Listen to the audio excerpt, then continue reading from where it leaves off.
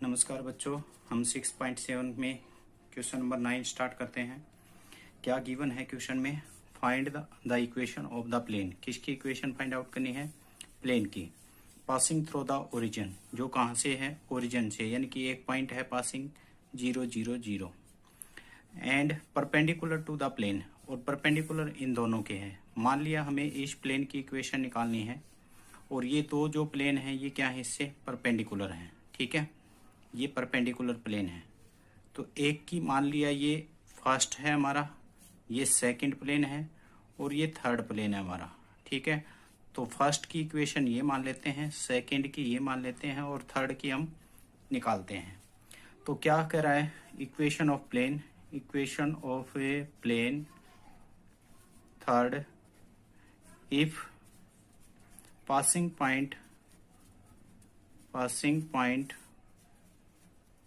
0 0, अगर passing point क्या हो? 0 0 हो, तो इक्वेशन क्या होगी? हमारे पास a into x minus x1 होता है, plus b into y negative y1 होता है, plus c into z negative z1 होता है, इक्वल टू 0। ये इक्वेशन है हमारी। तो यहाँ हम 0 0 रखेंगे x की जगह, x1 y1 z1 की जगह। तो a into x negative 0 plus b into y negative 0 plus c into z negative 0। ठीक है, तो यहाँ से हमें क्या मिला? A x plus b y plus c z equal to 0। इसको इक्वेशन नंबर 2 दिया। अब कह रहा है, क्या कह रहा है कि हमें पता है कि ये दोनों क्या है? प्लेन परपेंडिकुलर हैं। तो plane first perpendicular to second. ठीक है, सेकंड प्लेन पे क्या है? परपेंडिकुलर है। सो हमें पता है डायरेक्शन रेशो का प्रोडक्ट क्या होगा? 0।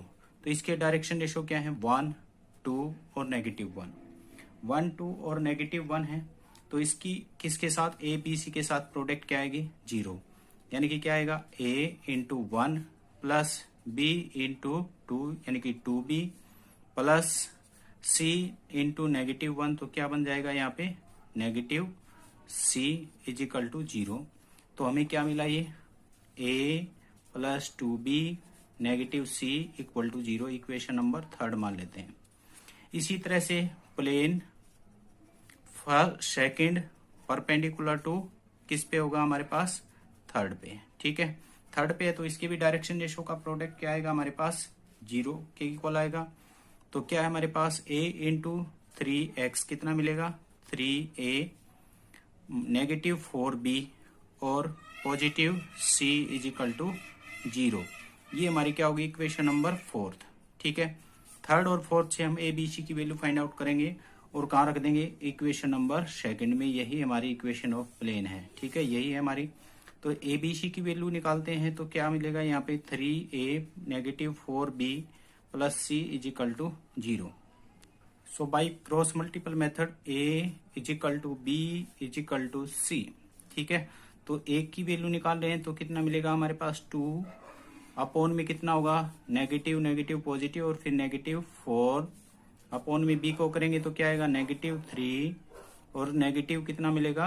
1 अपॉन c की वैल्यू निकालेंगे तो कितना मिलेगा? -4 और -6। ठीक है, तो ये हमारे पास कितना मिला? a अपॉन में -2, b अपॉन में -4 और c अपॉन में -10। तो हमें पता है डायरेक्शन रेशो में हम क्या कर सकते हैं? कॉमन को क्या कर सकते हैं? नेगलेक्ट। तो -2 को हम नेगलेक्ट करेंगे तो a अपॉन कितना मिलेगा? 1, b अपॉन कितना मिलेगा? 2, c अपॉन कितना मिलेगा? 5।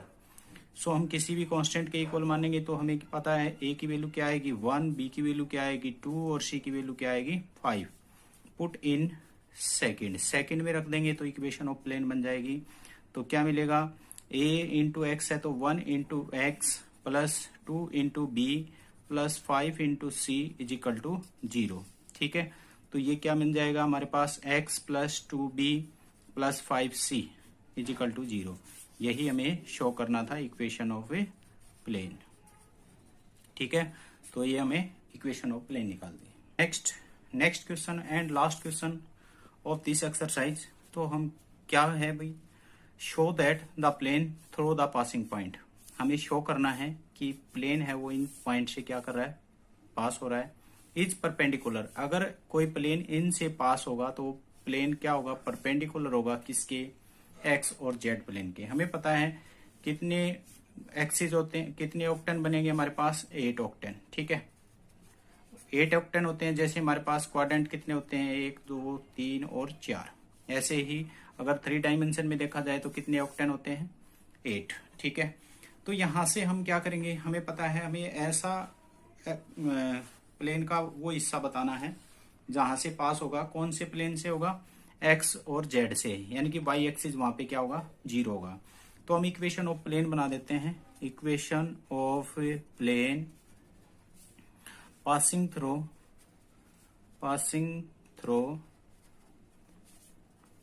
1 1 और 1।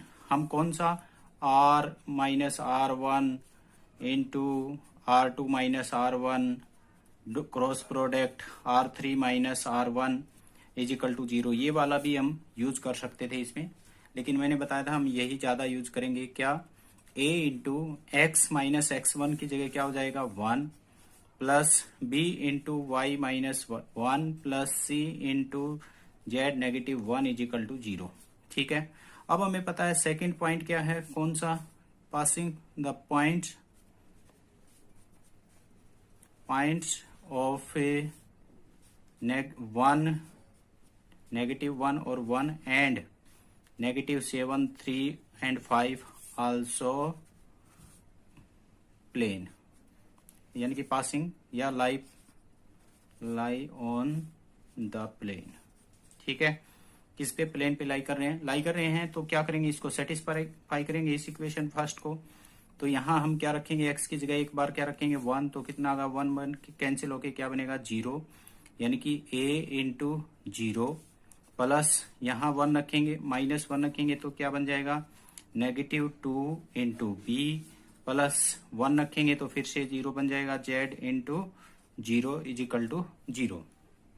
ठीक है, तो यहां से हमें क्या मिला, negative 2b is equal to 0, या फिर कितना मिलेगा 2b इज इक्वल टू क्या बोल सकते हैं हम, या b इज इक्वल टू 0, यानी कि b is equal to 0। Equation number second इसको अज्यूम कर लिया आपने। ठीक है, नेक्स्ट हम क्या करेंगे, ये वाला पॉइंट और सेटिस्फाई कराएंगे इक्वेशन को फर्स्ट को। क्या आएगा, अगर हम क्या रखें नेगेटिव 7 तो नेगेटिव 8a, फिर कितना आएगा 3 रखेंगे तो प्लस का 2b, और नेगेटिव 5 रखेंगे तो negative 6c is equal to 0। तो ये हमारे पास सेकंड इक्वेशन मिली है नेगेटिव 8। यहाँ से हम क्या कर सकते हैं, b की जगह 0 पुट कर सकते हैं, तो यहाँ से बाई इक्वेशन सेकंड यहाँ रखेंगे तो negative 8 negative 6c is equal to 0।